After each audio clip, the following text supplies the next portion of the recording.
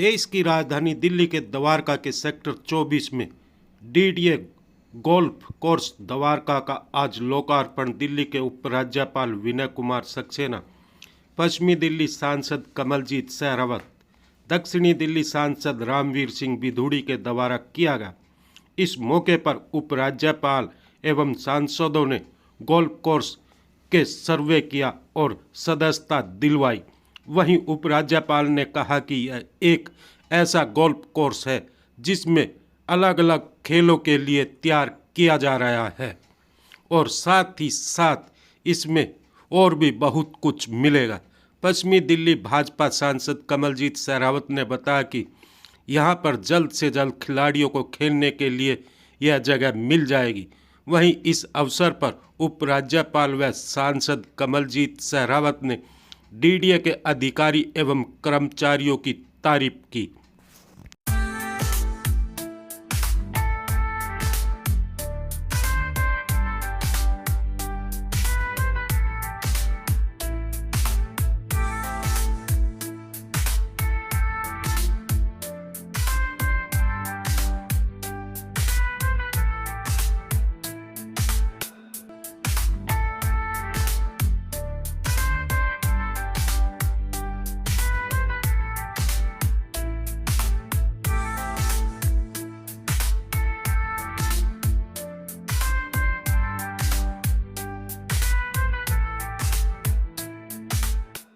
आज द्वारका में देश के सबसे लंबे गोल्फ कोर्स को जनता को समर्पित करते हुए मुझे बेहद खुशी हो रही है, इसलिए कि मैं डीडीए को बधाई देना चाहता हूं, जिसने इतने कम समय में इतना शानदार अत्याधुनिक सुविधाओं से लेस गोल्फ कोर्स को दिल्ली को सौंपा है। दोस्तों, खेल हमारे जीवन का अभिन्न अंग है। यह हमें फिजिकली और मेंटली फिट रखने के लिए भी अहम भूमिका अदा करता है। जैसा कि आप सभी को पता है कि माननीय प्रधानमंत्री श्री नरेंद्र मोदी जी खेल और खिलाड़ियों को प्रोत्साहित करने में सबसे आगे हैं।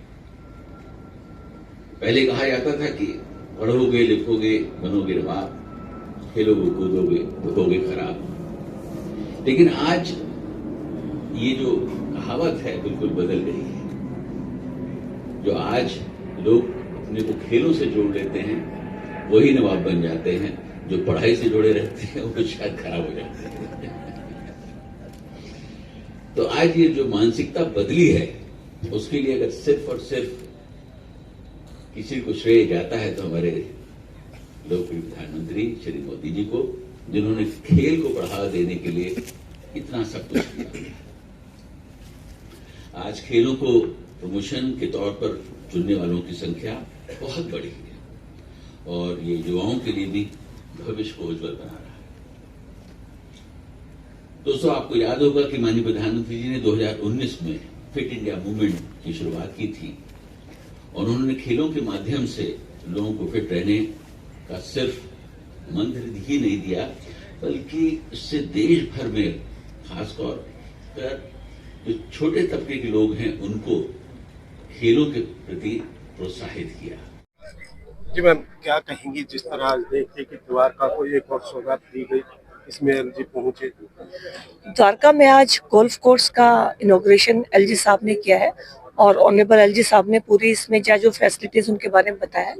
ये भारत का कहें सबसे सुंदर और बड़ा गोल्फ कोर्स है और इसके अंदर क्लब फैसिलिटीज और इस तरह की सुविधाएं हैं कि जो हमारे इंटरनेशनल जो हमारी कॉम्पिटिशन्स होते हैं उनको भी हम यहाँ पर कर पाएंगे। द्वारका की बात करें या आसपास के गांव की बात करें, उनको कितना फायदा इससे मिला? देखिए, यहाँ पर 6 स्पोर्ट्स कॉम्प्लेक्स भी साथ में बनाए गए हैं। गोल्फ कोर्स गोल्फ खेलने के लिए है तो ये बनाया गया है, लेकिन जो 6 स्पोर्ट्स कॉम्प्लेक्स हैं उनमें हर स्पोर्ट्स कॉम्प्लेक्स को अलग अलग एक्सीलेंस सेंटर गेम्स वाइज बनाया गया है। जैसे किसी एक स्पोर्ट्स कॉम्प्लेक्स की बात करूं, सेक्टर 8 में है, सेक्टर 19 में अभी इनॉग्रेशन होना है, 10 में हो गया, 17 में हो गया, 2 स्पोर्ट्स स्टेडियम और भी बन रहे हैं।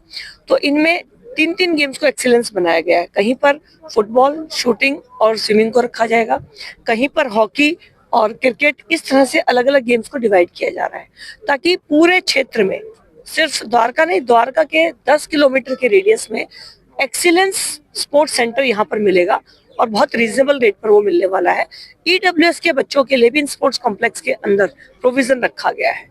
तो बहुत ही स्पोर्ट्स की बेहतरीन फैसिलिटीज द्वारका में, द्वारका के आसपास के पूरे क्षेत्र, गांव, कॉलोनी, सबके लिए प्रोवाइड कराई जा रही है। कब से ये चालू हो जाएगा जिससे कि जो बच्चे हैं खेलने वाले इसका लाभ उठा सकें? इसकी मेंबरशिप दी जा चुकी है और ये फाइनल स्टेज पर है। क्लब में थोड़ा टाइम लगेगा, लेकिन स्पोर्ट्स फैसिलिटी 10-15 दिन में शुरू हो जाएगी। पश्चिमी दिल्ली लोकसभा के सभी लोगों से मेरी प्रार्थना है कि हम सब मिलकर लगातार प्रयास कर रहे हैं कि किस तरह पश्चिमी दिल्ली को एक बेहतरीन सुविधाएं दी जाए, चाहे वो स्पोर्ट्स के लिए हो या हमारे जो बाकी काम चल रहे हैं मेट्रो का। जैसे अभी हमारा कुछ दिनों बाद, 4-5 दिन के बाद एक इनॉग्रेशन होगा जिसमें जनकपुरी से केशवपुरम की तरफ जो लाइन जा रही है उसका एक्सटेंशन होगा, पीएम साहब उसको करेंगे।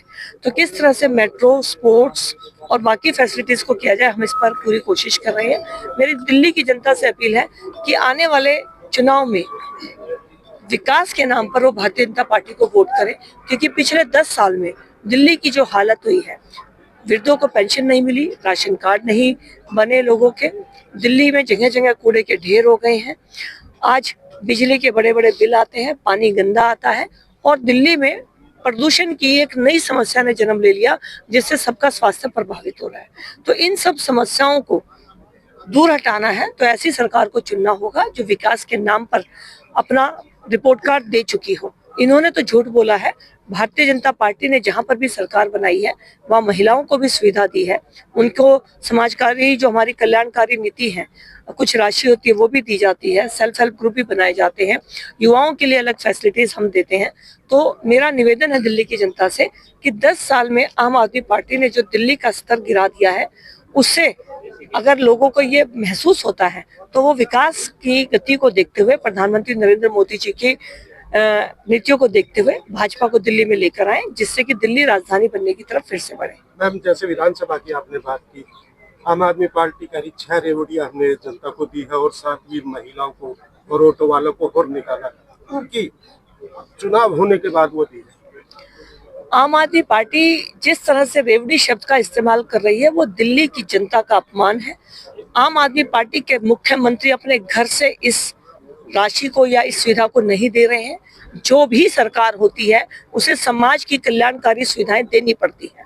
जैसे कि अगर हम उड़ीसा की बात करें, मध्य प्रदेश, हरियाणा, तो हम भी बहनों को एक सम्मान के लिए एक राशि देते हैं, किसानों को देते हैं, राशन कार्ड में प्रत्येक व्यक्ति को 5 किलो अनाज मिलता है, आयुष्मान की योजना मिलती है। ये जनता का हक है।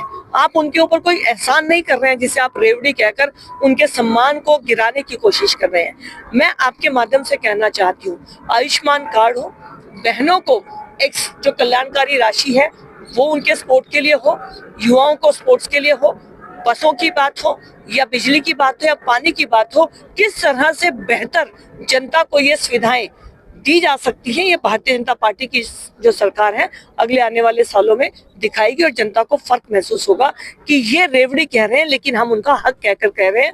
और बाकी स्टेट्स के अंदर, हरियाणा, उड़ीसा, मध्य प्रदेश में हमारी ये स्कीम लागू होती है उसी दिन से जब हमारी सरकार बनती है।